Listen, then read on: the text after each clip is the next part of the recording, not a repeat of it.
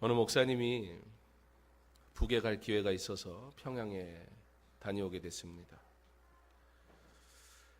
많은 사람들이 평양에 가면 감시를 받게 될 것이고 숙소인 호텔에도 도청장치 또 감시 카메라가 있을 것이니 말과 행동을 조심해라는 당부를 했습니다. 처음에는 북이니까 그렇겠지라는 생각으로 갔는데 막상 호텔에 들어가고 나니 솔직히 어디에 도청장치가 있는지 감시 카메라가 있는지 알 수도 없는데 불안하더랍니다. 괜히 신경이 쓰이더랍니다.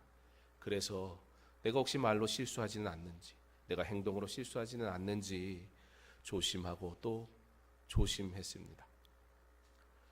옆에 방에서 다음 날 잠을 자고 같이 갔던 목사님이 어떻게 잘 잤냐고 그러니까 그 목사님은 다 들여다보는 것 같고 전부 나를 누군가가 지켜보는 것 같으니까 옷도 못 갈아입겠더랍니다. 그래서 입은 옷 그대로 입고 잤노라고 얘기를 했습니다. 누군가 나를 보고 있다면 우리는 우리의 모든 행동 하나하나까지 조심하게 될 것입니다. 종교개혁가 존 칼빈은 그의 삶의 좌우명이 하나님 앞에서였습니다. 그러므로 그는 그가 하는 말, 그가 하는 행동, 그는 언제나 모두 주님 앞에서 경건한 자로 살기를 소망했고 그렇게 살았던 사람입니다. 하나님은 저와 여러분을 너무나 잘 아십니다. 우리의 가는 길도 인도하시는 줄 믿습니다. 하나님은 우리에게 좋은 것 허락하시고 하나님은 우리에게 언제나 가장 선한 것으로 허락하여 주시는 줄 믿습니다. 우리 하나님이 주시는 것이 가장 좋은 것이며 우리는 오직 하나님이 주시는 것으로만 만족하며 살아야 하는 줄 믿습니다. 우리 모두 그렇기 때문에 하나님 앞에서 아주 작은 부분까지 성실하게 살아야 할 것입니다. 우리 하나님 앞에서라는 이 고백이 늘 날마다 있어서 내가 그저 이곳에서만 예수 믿는 사람이 아니라 나의 삶의 모든 곳에서 나는 예수 믿는 하나님의 사람으로서의 온전한 말과 행동과 삶이 있어야 할 줄 믿습니다. 하나님 보시기에 합당한 예배의 삶이 있는 성도, 하나님이 정하신 거룩한 삶의 방식이 곧 나의 방식이라 고백하며 살아가는 성도, 하나님 안에서 정직하고 경건하게 살아가는 자, 바로 저와 여러분 될 수 있기를 바랍니다. 세상은 그런 척합니다. 세상은 괜찮은 척합니다. 세상은 문제 없는 척합니다. 세상은 힘 있는 척합니다. 그래서 잠시 속습니다. 그래 보이기도 합니다. 그 권력이 영원할 것 같기도 합니다. 자기의 방법이 옳다 스스로 여기며 사람들은 그렇게 살아갑니다. 그러나 성도는 그렇지 않음을 기억하시기 바랍니다. 우리 생활의 표준은 오직 예수 그리스도임을 믿으시기 바랍니다. 하나님 앞에서의 아름다운 고백이 있지 아니하면 우리는 잠시도 하나님의 원하시는 뜻대로 살아갈 수 없는 죄인임을 기억함으로 하나님 앞에서 바로 살게 하옵소서. 하나님의 은혜로만 살게 하옵소서. 하나님 앞에서 작은 것까지도 정직한 자로 살아가게 하옵소서. 고백하며 하나님을 기쁘시게 하는 거룩한 예배를 올려드리는 믿음의 사람들, 바로 저와 여러분 될 수 있기를 간절히 원합니다. 그렇다면 어떻게 하는 것이 하나님 앞에서 바른 신앙의 모습일까요? 성도의 거룩한 성도의 경건의 삶이라는 것은 도대체 어떤 것이며 내가 생각하기에, 내가 믿기에 내가 가지고 있는 신앙의 표준은 무엇인가요? 무엇이 나로 바른 신앙의 길을 걷고 있다고 증명해 주고 있습니까? 여러분은 언제 내가 오늘 영광의 예배를 드렸노라 고백합니까? 여러분이 내가 하나님이 기뻐하시는 예배를 드렸다라고 확신을 얻는 그 순간이 있다면 그 이유는, 그 증거는 무엇입니까? 어떤 섬김과 어떤 행동이 나로 하여금 내가 오늘 신앙을 잘 지켰다고, 내가 오늘 거룩한 예배를 드렸다고 그렇게 생각이 들게 만듭니까? 오늘 어떻게 하나님께 예배하는 것이 과연 바른 모습일까? 오늘 말씀을 통해 우리의 신앙을 점검해 보는 시간이 될 수 있기를 바랍니다. 하나님 나라의 백성된 성도로서 거룩한 삶의 회복이 있는 이 시간 될 수 있기를 간절히 원합니다. 하나님의 자녀됨의 기쁨이 충만한 은혜의 삶을 누리며 살아가는 기회를 얻고 돌아가시는 거룩한 날 될 수 있기를 간절히 원합니다. 그러므로 우리는 이 일을 위하여서 먼저 우리가 살아가야 할 믿음의 삶과 오늘 우리가 드리는 이 예배가 내가 옳다고 여기는 또는 내가 정한 표준의 행위로 스스로 만족감을 누리는 시간이 되지 않기를 바랍니다. 왜냐하면 우리 신앙의 표준은 오직 예수 그리스도를 통하여 누려지는 것이기 때문입니다. 오늘 본문 말씀은 금식 논쟁으로 시작합니다. 예수님께서 금식 논쟁에 대해서 혼내셨으니까 금식 논쟁이 잘못된 것이겠지요. 그지요? 아닌가요? 여러분, 금식은 잘하는 겁니까? 잘못하는 겁니까? 잘하는 것일 것 같은데 오늘 우리 예수님은 왜 금식의 논쟁에 금식하지 마라 그러실까요? 과연 우리 주님은 금식을 반대하신 걸까요? 우리 주님은 금식을 원하지 않으신 것일까요? 오늘 바리새인들이 말하는 금식은 무엇일까요? 그리고 오늘 본문에는 특별히 우리에게 관심을 끄는 부분이 있는데 바리새인들이 그러는 건 이해가 가요. 어떻게 하면 예수님 잡아먹을까? 그들의 관심사였으니 그들이 그렇게 하는 건 우리가 이해가 갑니다. 그런데 오늘 그들과 함께 동참한 사람들이 있더라는 거예요. 누구냐면 요한의 제자들이었습니다. 여러분, 요한의 제자들과 바리새인이 친하게 지낼 사이는 아닌 것 같아요. 요한의 제자들이 친하게 지내면 예수님의 제자들과 친하게 지내야지. 요한의 제자들이 왜 오늘 바리새인과 한통속이 돼서 예수님의 제자들을 향해 질타하는 것일까요?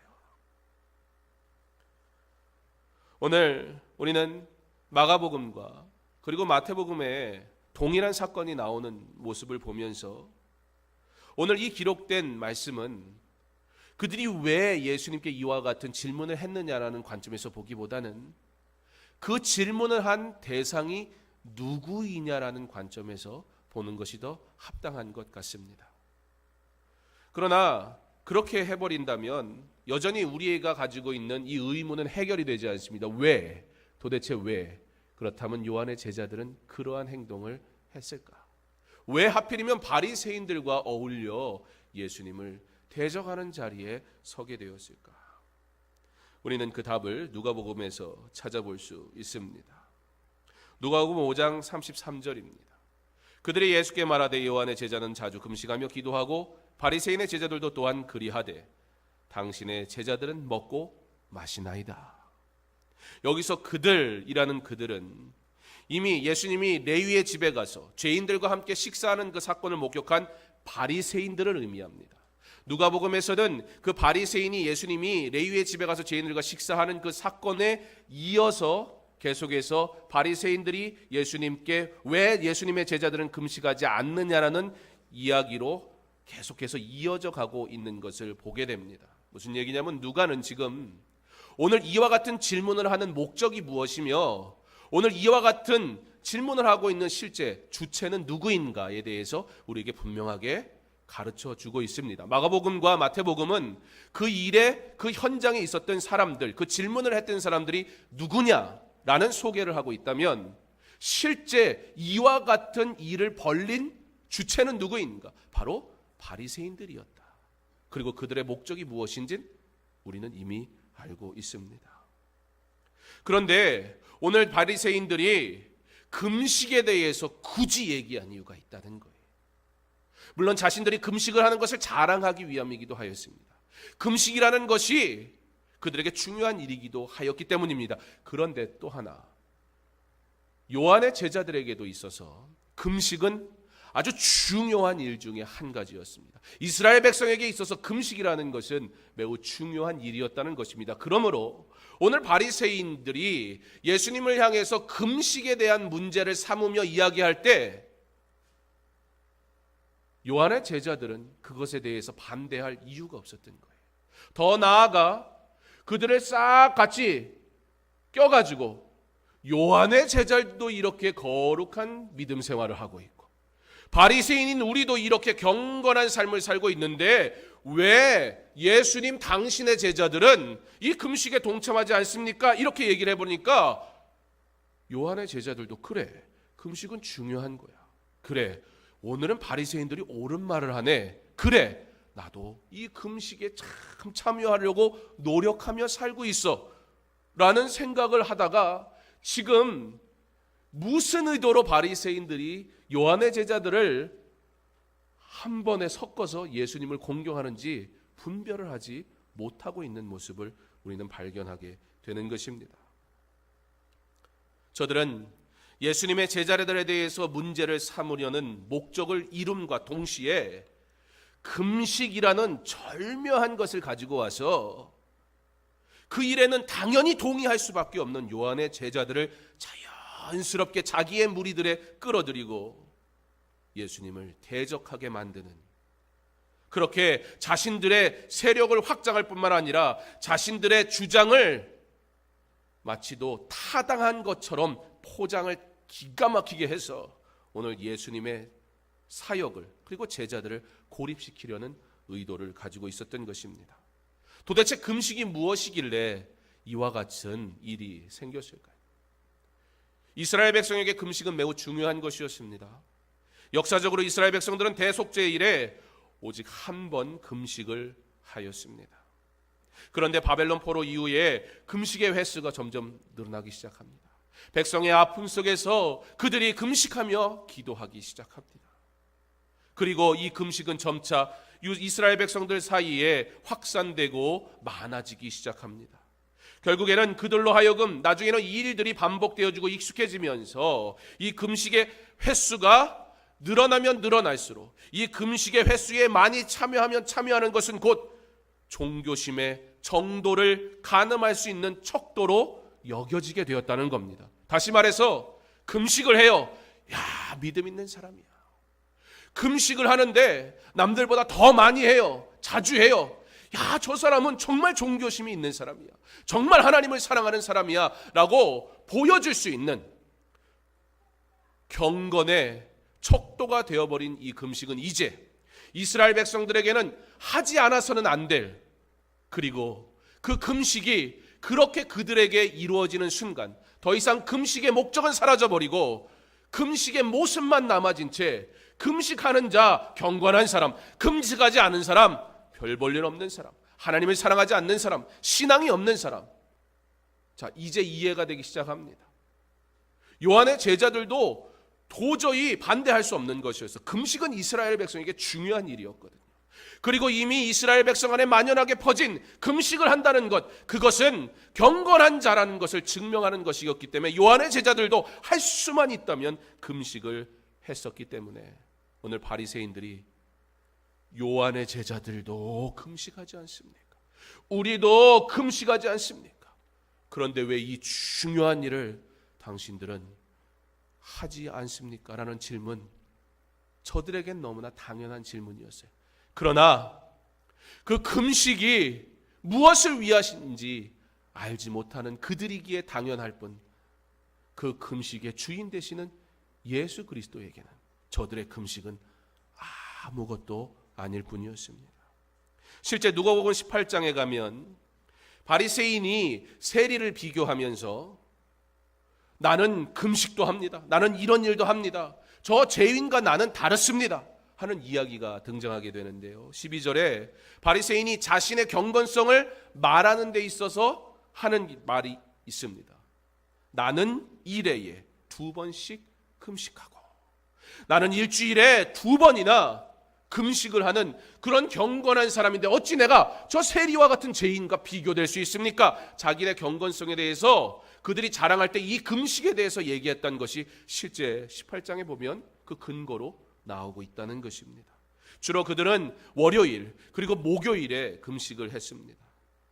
그들은 그렇게 금식하는 행위에 빠져서 내가 이렇게 많은 시간 금식했으니까, 내가 이렇게 많은 시간 기도했으니까, 내가 이렇게 많은 시간 주를 위해 봉사했으니까, 내가 이렇게 많은 것을 주를 위해 드렸으니까 라는 것이, 그 드림과 그 섬김의 목적은 온데간데 없고 이제는 나의 드림이 나의 의가 되어버려서 그것이 마치도 대단한 믿음을 증명하는 것처럼, 나의 기도의 시간이 많아지면 그게 나의 대단한 믿음의 분량인 줄 착각하면서, 나의 섬김의 정도가 많아지면 그렇지 않은 자를 나도 모르게 비난하면서 우리는 나는 의로운 사람이라, 나는 믿음 있는 사람이라, 나는 경건한 사람이라 착각하며 살아가게 되더라는 것입니다. 사랑하는 성도 여러분, 금식이 경건의 척도였고 좋은 신앙의 표준이 되었던 당시, 요한의 제자들은 그 말 앞에 아무것도 할 수 없었습니다. 우리도 이와 같을 수 있다는 사실을 기억해야 할 것입니다. 여러분의 귀한 섬김 하나님께서 기쁘시게 받을 줄 믿습니다. 여러분의 귀한 드림, 그것으로 하나님께서 하나님의 영광을 위해 사용하실 줄 믿습니다. 여러분이 하나님 앞에 엎드리는 그 기도, 하나님이 받으시는 기도가 되기를 간절히 원합니다. 여러분이 입술을 열어 올려드리는 그 찬양, 하나님이 받으시는 찬양일 줄 믿습니다. 그러나 이 모든 것의 주인이 하나님이 되지 않는 그 순간, 그것이 나의 의가 되더라는 거예요. 내가 와서 교회에서 찬양대로 섬겼으니까 나는 거룩한 예배를 드린 것이 아니라는 거예요. 내가 주일을 내가 이것저것 할 수 있지만 그래도 내가 그 시간 다른 거 하지 않고 오늘 여기에 나와서 예배 드렸으니까, 그러니까 내가 거룩한 성도가 되는 것이 아니라는 거예요. 그러나 나로 찬양하게 하시는 것이 하나님의 은혜이고, 나로 주를 위해 살게 하시는 것이 하나님의 은혜일 뿐, 이 시간 내가 다른 곳에 있지 아니하고 하나님의 영광을 위해 창조된 나, 그것을 위해 구원하신 하나님의 은혜에 감격하여 주께 예배를 드리는 그 예배를 하나님이 받으실 때, 우리로 거룩하다, 그 하나님께서 우리를 부르실 때 우리가 거룩한 자 되는 줄 믿으시기 바랍니다. 사랑하는 성도 여러분, 우리 신앙의 표준은 무엇입니까? 거룩한 주일을 내가 하는 어떤 행위가 나를 만족하게 하고 있습니까? 바리새인과 같이 금식을 자랑거리로 여기는 자가 아니라 하나님 앞에서 경건한 자로 설 수 있는 은혜에 감사하며, 그러므로 더 겸손히 주를 섬기는 저와 여러분 될 수 있기를 간절히 원합니다. 오직 하나님께만 영광 돌리는 거룩한 예배여야 합니다.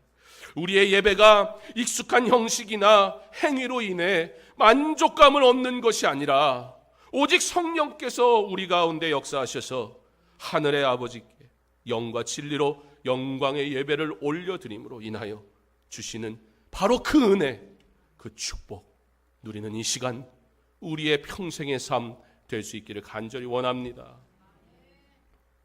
그런 무리들을 향해서 우리 예수님이 말씀하시는 거예요. 혼인집 손님들이 신랑과 함께 있을 때에 금식할 수 있느냐? 신랑과 함께 있을 동안에는 금식할 수 없느니라. 그러나 신랑을 빼앗길 날이 이르리니 그날에는 금식할 것이니라. 신랑은 곧 예수님입니다. 무엇을 위한 금식입니까? 누구를 위한 예배입니까? 어떤 목적의 섬김입니까? 우리 주님을 모심으로 행하는 일, 우리가 하는 모든 일들은 오직 우리 주님께만 영광 돌리는 일 될 수 있기를 원합니다. 금식하여야 할 때를 아는 성도 되기를 원합니다. 우리 예수님도 금식하셨어요. 40일 동안 금식하며 기도하신 때도 있었어요.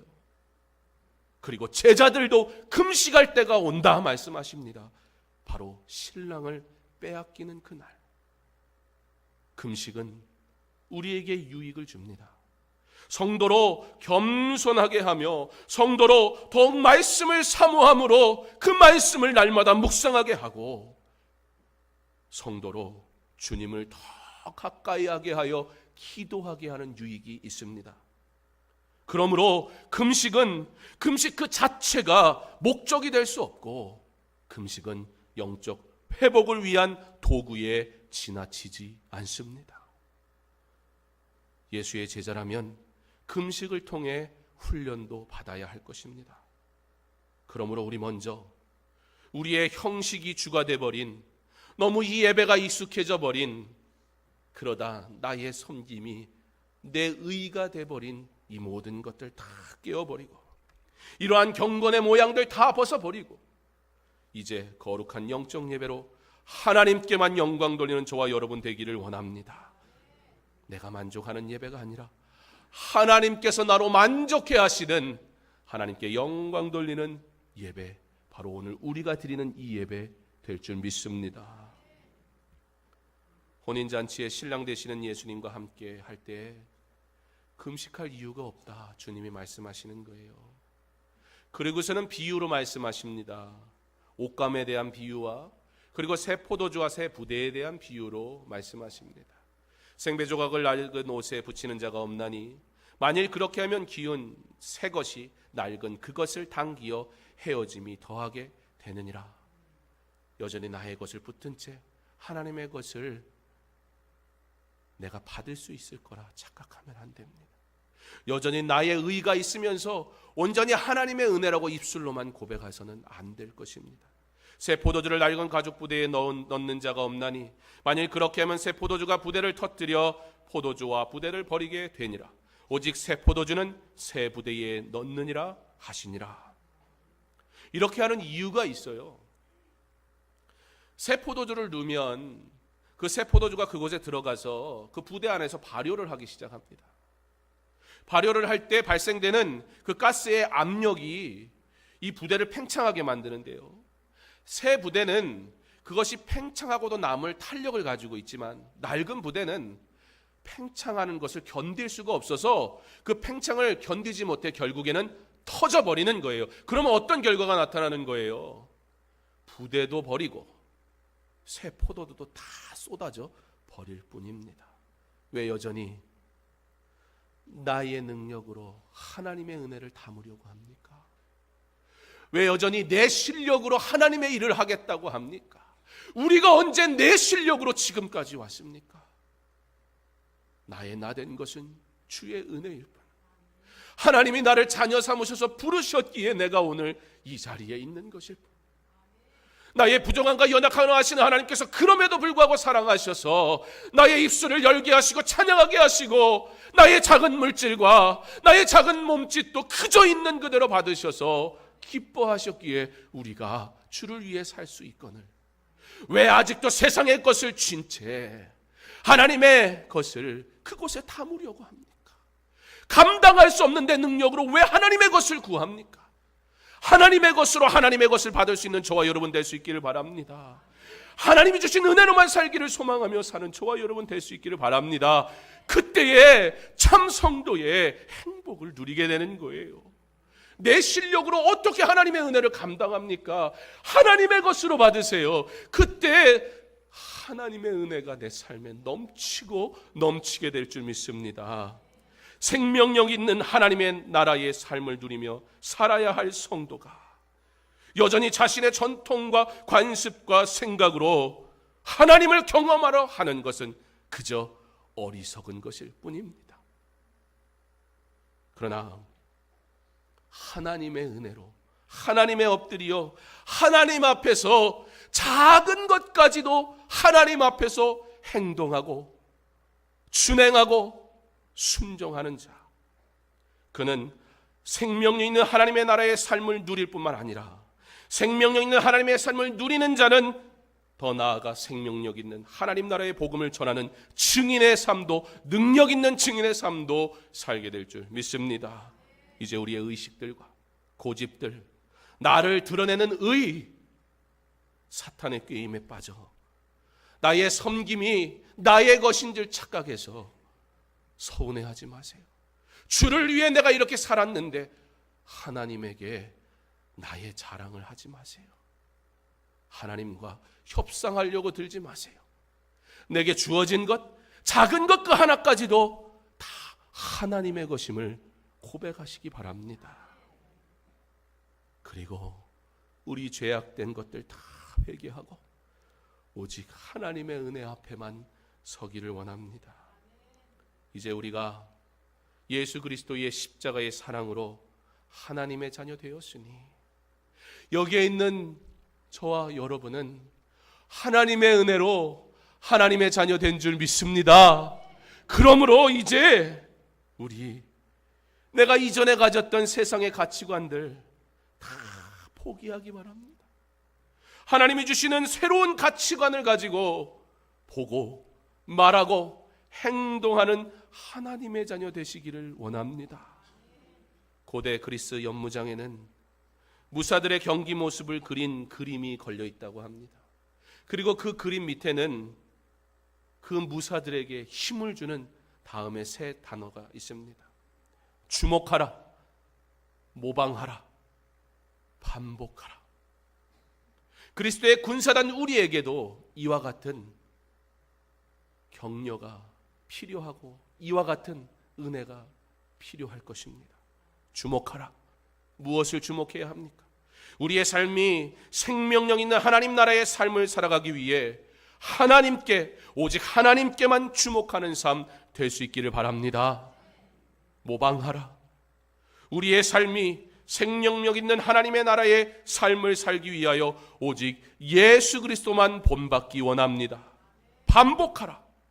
우리의 삶이 생명력 있는 하나님 나라의 삶을 살기 위하여 예수님을 본받는 그 삶을 이곳에서 뿐만 아니라 오늘 이 예배에 우리 주님 닮기 원합니다. 고백할 뿐만 아니라 여러분의 삶의 현장에서도 계속해서 그렇게 주님을 닮아가시기를 하나님 앞에서 주여 내가 하나님 앞에서 살기 원합니다. 고백할 때, 우리 주님 모방할 때, 우리 주님 본받을 때 우리가 새로워지게 될 것입니다. 우리가 능력 있는 자 될 것입니다. 승리하게 될 것입니다.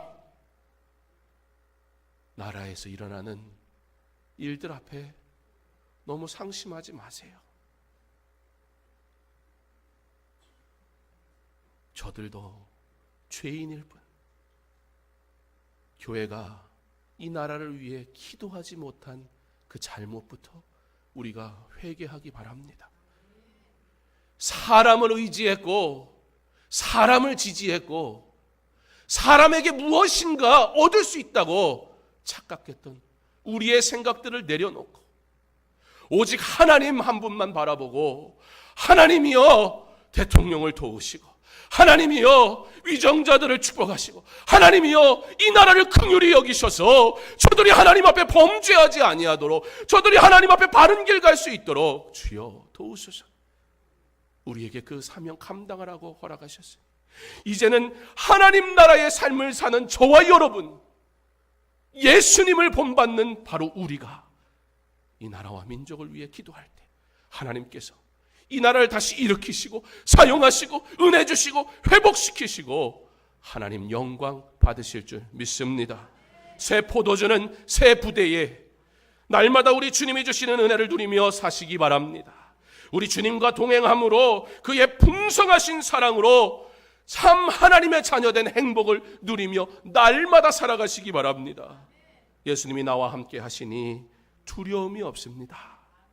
그와 동행하며 하나님 나라의 삶, 복된 성도의 삶을 사는 저와 여러분 되기를, 이 나라 이 백성이 그렇게 하나님의 영광을 나타내며 하나님의 뜻을 이루기를 저와 여러분이 그 일 앞에 순종하고 엎드리는 거룩하고 경건한 그의 자녀 될 수 있기를 주님의 이름으로 축원합니다. 사랑의 하나님 감사합니다. 세상을 바라보고 세상을 의지하지 말게 하옵소서. 그러나 오직 하나님만 보게 하여 주시옵소서. 하나님께 주목하게 하옵소서. 예수님의 본을 따라 살게 하여 주옵소서. 그리고 보이신 그 본대로 날마다 반복하며 거룩한 성도의 삶을 살게 하여 주시옵소서. 여전히 버리지 못한 내 고집, 내가 예수를 믿는다며 나의 의의를 자랑하느라 그것이 예수님을 반대하는 일인지도 모르고 잘못된 길에 서 있는 우리의 모습, 이 시간 회개하오니 다시 돌아서게 하시고 다시 주 앞에 서게 하시고 하나님 앞에서 하나님 앞에서 나의 작은 것까지도 하나님 앞에서 온전히 세워질 수 있도록 주여 나의 말과 생각과 행동을 붙잡아 주시옵소서. 감사하며 예수님 이름으로 기도합니다. 아멘.